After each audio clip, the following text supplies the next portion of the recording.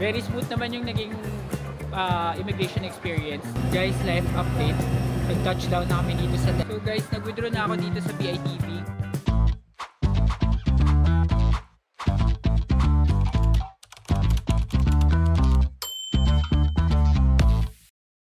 Hi amazing people and welcome back to my YouTube channel. So nandito tayo ulit sa Ninoy Aquino International Airport Terminal 3 and we will be starting yet another travel series, travel adventure as AJTV Amazing Travels to Da Nang, Vietnam. So guys, tama kayo nang narinig, pupunta tayo sa Da Nang, Vietnam. I know I had visited Vietnam before sa Ho Chi Minh City, but this time we will be visiting another destination sa Vietnam, particularly sa Da Nang. So meron dun beach, Bana Hills, yung Alpine Coaster na very exciting. So marami tayong pwedeng gawin doon at i-explore natin ang buong lugar sa loob ng 10 days. So tara guys, samahan niyo ako. So guys, first things first, sa ating listahan tayo ay pipila sa pagbabayad ng travel tax. So any of the counters here merong travel tax na pwede kayong pumila at magbayad, and now they also accept GCash payment. So meron na silang mga QR. So 1,620 pa rin guys yung travel tax. So make sure nyo lang na meron kayo. And since medyo mahaba yung pila dito, pupunta tayo dito sa kabila guys. Dito tayo pipila. So let's go!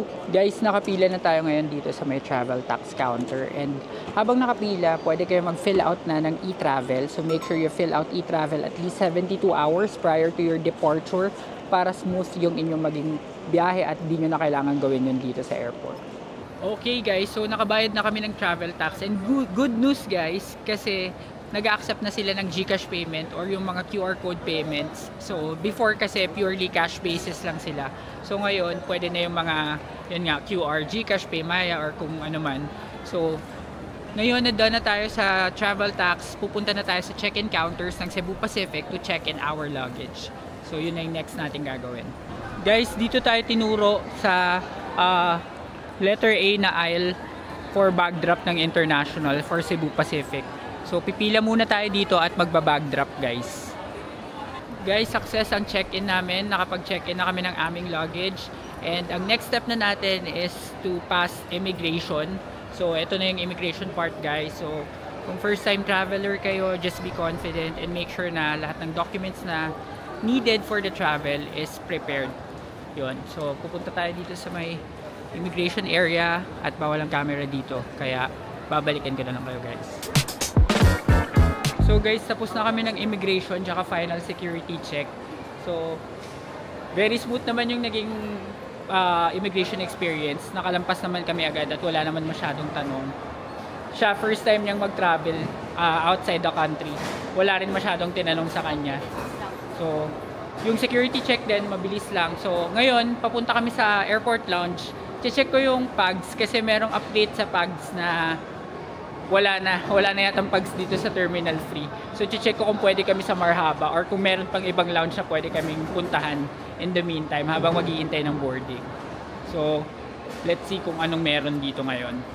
Ayan, pakita ko lang sa inyo guys. So yung dulo yung papuntang PAGS usually, pero ngayon parang Marhaba na lang yung meron. Tapos titignan ko kung pwede kami doon. Guys, ayan, may message. We regret to inform you that lounge access via lifestyle reward perk and credit card program is not available. So, hindi na pwede. Oh, ang mahal ng walk-in fee nila guys, 3,000 pesos. So, wag na lang. Guys, di na kami magla-lounge. Hahanap na lang kami ng makakainan kasi gutom na rin talaga kami. And hindi sulit yung 2,000 kasi less than an hour na lang bago yung flight namin. So, doon na lang kami sa pwede namin mas masulit. Okay guys, so nandito kami ngayon sa Seattle's Best Coffee Shop. Dito lang to sa paglampas nyo ng security check.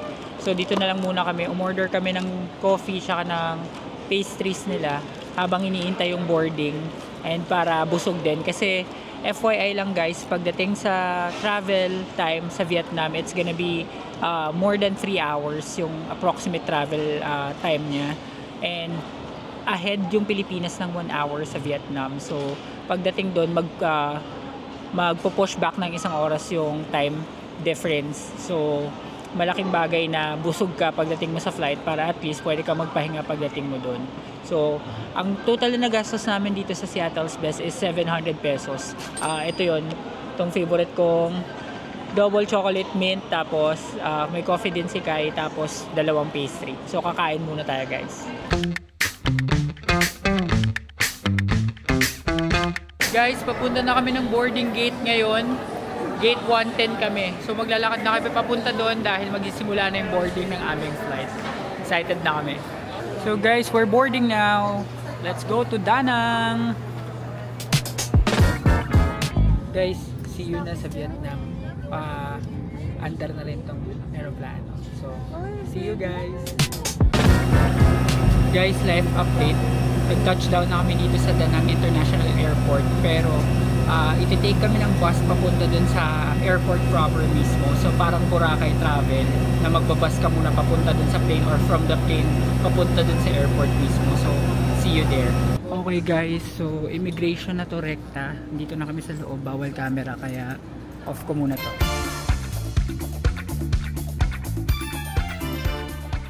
Guys, so nakuha na namin yung aming luggage. Tapos dito sa harapan guys, may mga bintahan ng mga SIM card dyan. So ikot ko lang kayo at dito nyo makikita yung famous na welcome to Da Nang sign. So nagpicture lang dito kami ni Kyla. Syempre hindi natin palalampasin yan.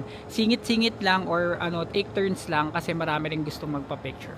Pero ito yung Da Nang Arrivals Hall. So pupunta na kami dun sa withdrawhan ng pera para makapag-withdraw. So guys, ang next step is pipila dito sa final security check and sa customs, and then yung arrivals hall na. So ito lang gagawin natin, then mag-withdraw tayo ng pera. Kasi nag-iintay na rin yung ating airport transfer doon sa labas. Okay guys, so nandito na kami sa arrivals hall. So number 2 daw sa number 2 na platform. Hanapin natin si Manong. So ayan. So, ito number 1, number 2. Ito siya. Naka-yellow shirt daw. Baka nagsawa na.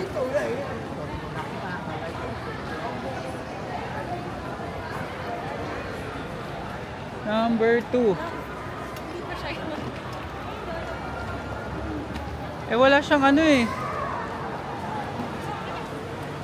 So, hinahanap namin yung aming driver, guys. Check ko muna sa phone ko. Guys, dyan yung arrivals hall. Tapos dito sa side na to, paglabas mo dito sa right side, merong ATM. So dito muna tayo sa ATM guys.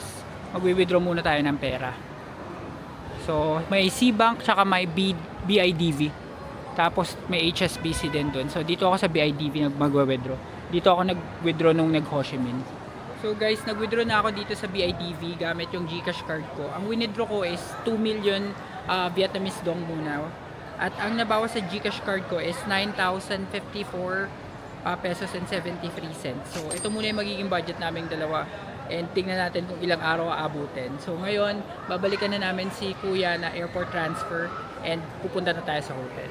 Sandali lang guys. Napansin ko na karamihan sa inyo ay hindi pa nakasubscribe sa channel na ito na AJTV Amazing Travels. At alam nyo ba na malaking tulong para sa akin na maipagpatuloy ang paggawa ng mga videos na ito kung magsusubscribe kayo. Kaya ano pang hinihintay ninyo? Subscribe na. Now back to the video. Okay guys, so andito na ulit tayo. Ayun, yun na, nakita mo? Ayan na siya, nakataas na yung Guys, ito na si Kuya, naka-yellow. Ayan. Ayan na siya. Hello! Hi! Hello! Hi! Hello. Are you gonna send picture again? Okay. Hello. Ayan. So, merong pangalan. So, pupunta na kami guys dun sa kotse. Ganda dito sa labas guys. Vlog ko lang. Sana all. Pero, ang tagal ng airport. Tagal lang ng airport process, no? So guys, ayan. Pinick up lang ni sir yung aming sasakyan. Tapos nandito kami sa may car park ngayon sa naiya tuloy sa Da Nang International Airport. Sorry, hindi ko na mention yung pangalan ng airport kanina, Da Nang International Airport. So overall medyo mahaba lang yung naging proseso ng airport at matagal ng konti. Pero parang sabi ko nga sa Vietnam medyo ganun nga. Sa Tan Son Nhat din, sa Ho Chi Minh, nung nagpunta ako last year, ganun din yung process. Medyo mahaba at matagal.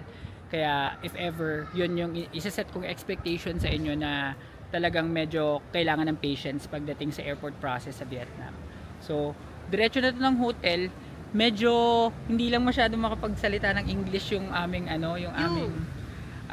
driver, pero tinatry naman niya. And yun nga, nasa labas din yung mga ATM guys, so pwede rin kayo mag-withdraw using your GCash card kung meron kayo nun.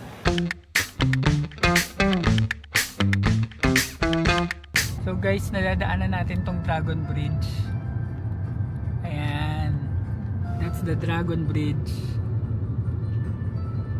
So hindi pa siya masyadong ma-appreciate since nadaanan pa lang siya. Pero puntahan natin yan ng weekend para makita natin magbuga ng apoy ang mga yan. So dito yung Dragon Bridge guys. Okay guys, so after couple of minutes na pagdadrive, nakarating na kami dito sa King's House Hotel and Villa. So ito yung magiging hotel namin for the next 10 nights or 10 days. Yun, so nasa kanto siya guys. So kung mapapansin niyo, nasa kantong-kanto to. Tapos ito yung makikita yung itsura niya from the outside. So King House Hotel and Villa. Dito malapit sa Maike Beach. And mamaya mag-room tour tayo. Pero pagpasok mo may restaurant sila, tapos reception, tapos may pool doon sa dulo. Alright guys, so nandito na ako ngayon sa loob ng aming room dito sa King's House Hotel and Villa, and i-room tour ko lang kayo quickly. So papakita ko sa inyo itong room na binook namin. Ayan, so pagpasok mo, meron ditong kitchen area. So may faucet dito, may induction cooker, may mga lutuan, pwedeng magluto. Tapos meron din dito guys na dining table, sorta.